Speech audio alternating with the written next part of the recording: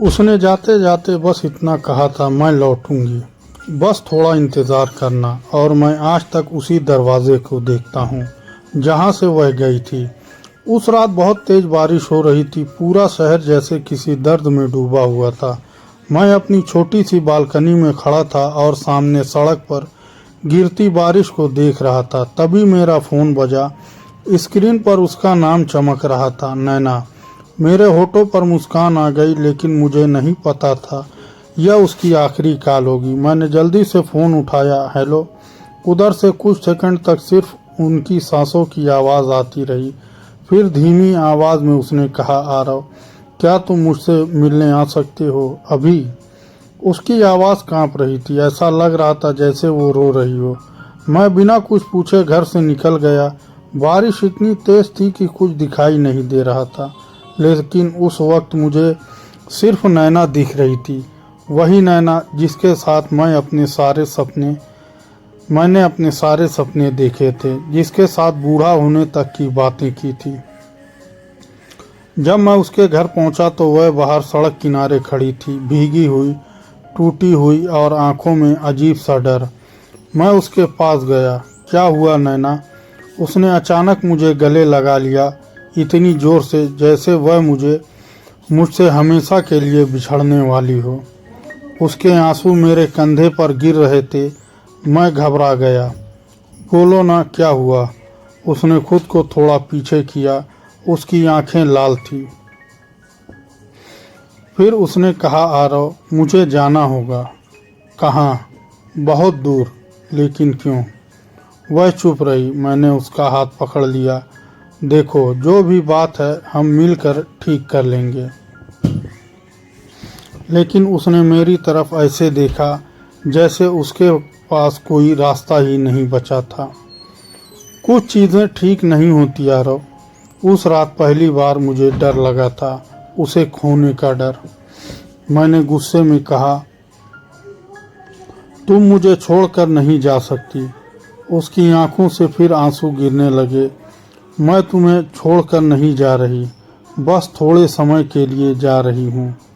कब लौटोगी? उसने जवाब देने में बहुत देर लगा दी। फिर धीरे से बोली, जल्द ही। लेकिन उसकी आवाज़ में भरोसा नहीं था। मैंने उसका चेहरा अपने हाथों में लिया। सच बताओ नैना, क्या हुआ है? वह कुछ कहना चाहती थी, लेकिन तभी पीछे से एक काली गाड़ी आकर रुकी। उसके चेहरे का रंग उड़ गया। उसने जल्दी से मेरे हाथ छोड़े। मुझे जाना होगा। नैना, रुको। लेकिन वह पीछे हट गई। उसकी आंखों में दर्द था और डर भी। फिर उसने कांपती आवाज़ में कहा, मैं लौटूंगी आरव, वादा करती हूँ। और अगले ही पल वह उस गाड़ी में बैठ गई। मैं बारिश में खड़ा उसे जाता हुआ देखता रहा। मुझे लगा वह सच में लौटेगी, लेकिन मुझे नहीं पता था कुछ वादे सिर्फ टूटने के लिए किए जाते हैं। उसके जाने के बाद मेरी ज़िंदगी बदल गई। पहले हर सुबह उसकी आवाज़ से शुरू होती थी, अब हर सुबह खालीपन से शुरू होने लगी। मैं रोज़ उसे कॉल करता, लेकिन उसका नंबर बंद आता। मैं उसके घर गया, घर खाली था। पड़ोसियों ने बताया वो लोग रातों रात कहीं चले गए। मुझे समझ नहीं आ रहा था कि आखिर हुआ क्या था। जिस लड़की ने मुझे हमेशा साथ रहने का वादा किया था, वह अचानक बिना कुछ बताए कैसे चली गई। दिन गुजरते गए। मैं हर शाम उसी सड़क पर जाकर खड़ा हो जाता जहां उसने कहा था मैं लौटूंगी। मुझे उम्मीद थी एक दिन वह अचानक मेरे सामने आ जाएगी, लेकिन हर दिन सिर्फ इंतज़ार मिलता। धीरे धीरे लोग मेरा मजाक उड़ाने लगे। दोस्त कहते, भूल जाओ उसे, लेकिन प्यार कोई किताब नहीं होता जो बंद करके भूल जाओ। मैं उसे हर जगह महसूस करता, बारिश में, गानों में, खामोशी में, सबसे ज़्यादा रातों में, क्योंकि रात में इंसान सबसे ज़्यादा अकेला होता है। एक दिन मेरी माँ मेरे कमरे में आई। उन्होंने देखा मैं फिर उसी पुरानी तस्वीर को देख रहा था। उन्होंने धीरे से पूछा, अब भी इंतज़ार कर रहा है? मैंने तस्वीर से नज़र हटाए बिना कहा, उसने वादा किया था माँ। माँ की आंखें भर आई। बेटा, कुछ लोग लौट कर नहीं आते। लेकिन मेरा दिल मानने को तैयार नहीं था। मैं हर दिन टूट रहा था लेकिन उम्मीद नहीं छोड़ रहा था। फिर एक रात करीब 2 बजे मेरे फ़ोन पर एक अनजान नंबर से संदेश आया, अगर नैना को सच में जानना चाहते हो तो कल शाम 5 बजे पुराने रेलवे स्टेशन आ जाना। मेरे हाथ कांपने लगे। इतने महीनों बाद पहली बार मुझे लगा मैं उसके करीब पहुंचने वाला हूं। अगले दिन मैं तय समय से पहले स्टेशन पहुंच गया। वह जगह बिल्कुल सुनसान थी। पुरानी टूटी बेंच, खाली प्लेटफॉर्म और अजीब सी खामोशी। मैं इधर उधर देखने लगा, तभी पीछे से किसी ने मेरा नाम लिया, आरव। मैंने पलट कर देखा और अगले ही पल मेरे पैरों तले ज़मीन खिसक गई, क्योंकि मेरे सामने जो आदमी खड़ा था उसके हाथ में नैना की तस्वीर थी और तस्वीर पर काला धागा बंधा हुआ था। रेलवे स्टेशन की टूटी हुई बेंच के पास खड़ा वह आदमी लगातार मुझे देख रहा था। उसकी आंखों में अजीब सी ठंडक थी और उसके हाथ में नैना की तस्वीर, जिस पर काला धागा बंधा हुआ था। मेरे गले से आवाज़ तक नहीं निकल रही थी। मैं धीरे धीरे उसकी तरफ बढ़ा। तुम कौन हो? उसने तस्वीर को देखा और हल्की सी मुस्कान दी। तुम आरव हो ना? मैंने बेचैनी से कहा। नैना कहाँ है? उसने तुरंत जवाब नहीं दिया, बस जेब से सिगरेट निकाली और जलाने लगा। मेरा धैर्य टूटने लगा। मैं पूछ रहा हूँ नैना कहाँ है? उसने मेरी तरफ देखा। तुम उससे बहुत प्यार करते थे। उसका सवाल सुनकर मुझे गुस्सा आ गया। यह सब पूछने का मतलब क्या है? वह कुछ सेकंड तक चुप रहा, फिर बोला, क्योंकि कुछ सच इंसान को जिंदा रहते हुए मार देते हैं। मेरे दिल की धड़कन तेज हो गई। उसने धीरे से तस्वीर मेरी तरफ बढ़ाई। यह उसने तुम्हारे लिए छोड़ी थी। मैंने कांपते हाथों से तस्वीर ली। तस्वीर के पीछे कुछ लिखा था, मुझे माफ़ कर देना, बस इतना। मेरी आंखें भर आई। कहाँ है वह?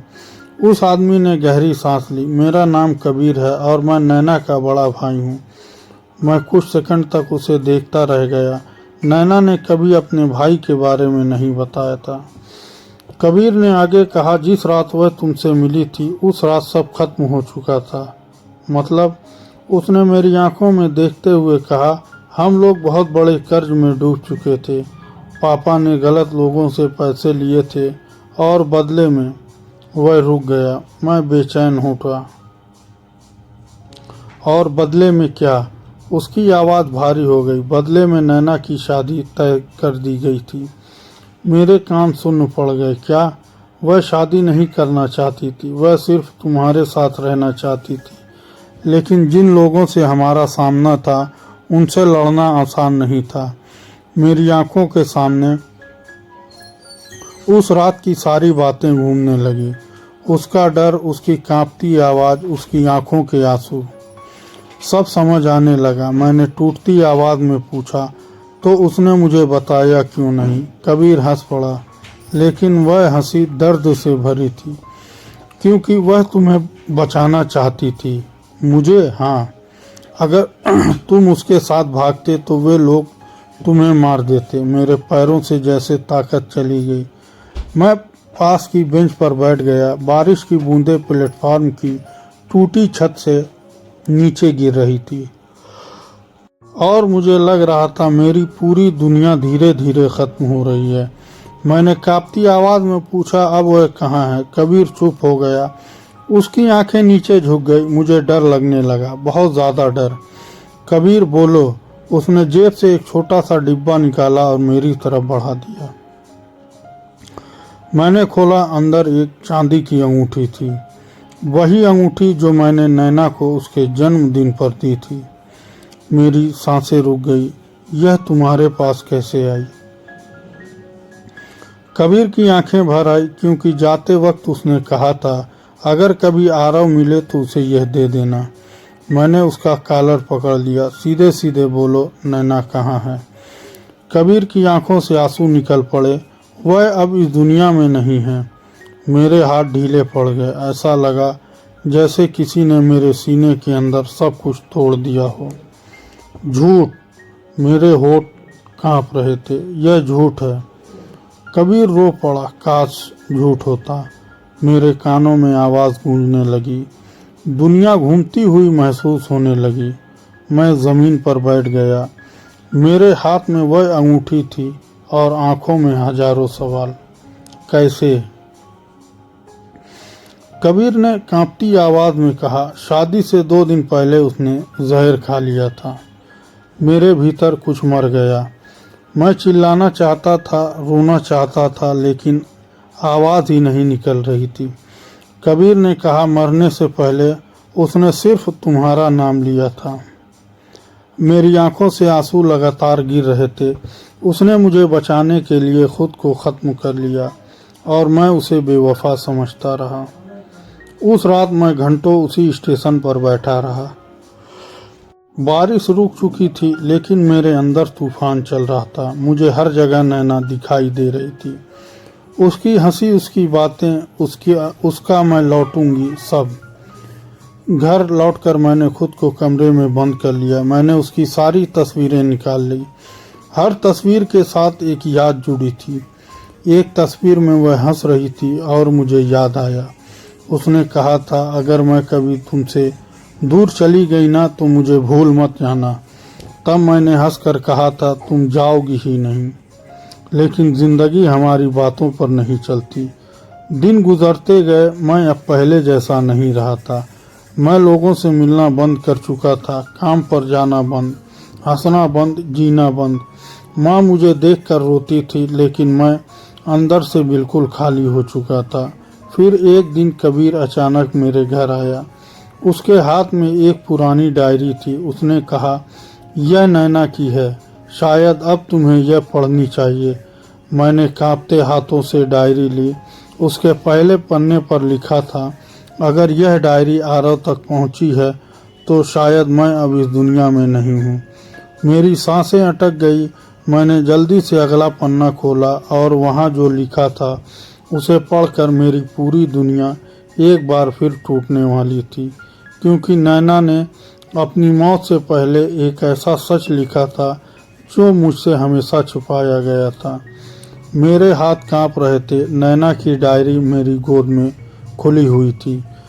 कमरे में अजीब सी खामोशी थी। सिर्फ दीवार पर लगी घड़ी की आवाज़ सुनाई दे रही थी